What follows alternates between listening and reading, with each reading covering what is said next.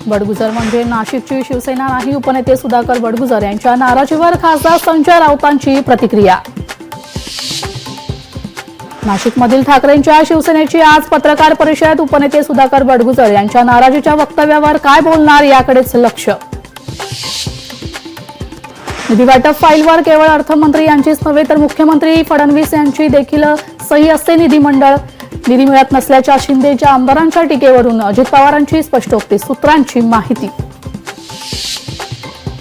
आगामी निवडणुकीत भाजप मुंबईत तर शिवसेना ठाण्यात मोठा भाऊ असणार, सूत्रांची माहिती। मुंबईत भाजपच्या नगरसेवकांची जास्त संख्या असल्याने भाजप अधिक जागा घेणार असल्याची माहिती।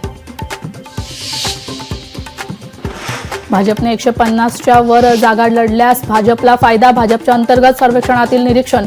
2 ठाकरे बंधू एकत्र आले तरी भाजपच्या जागांवर परिणाम होणार नसल्याचीही सर्वेक्षणात निष्कर्ष।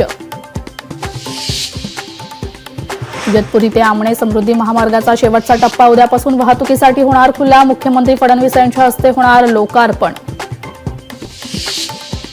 सोलापुरात विवाहितेची आत्महत्या, सासरच्या छळाला कंटाळून आत्महत्या केल्याचा माहेरच्यांचा आरोप, पतीला अटक तर सासू सासऱ्यांविरोधात गुन्हा दाखल।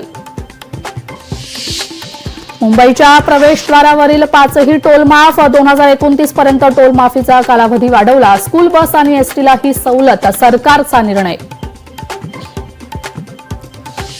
स्थानिक स्वराज्य संस्थेच्या निवडणुकीत नवमतदारांची मतदानाची संधी हुकण्याची शक्यता, विधानसभा निवडणुकीतीलच मतदार यादी वापरण्याची चिन्ह, सूत्रांची माहिती।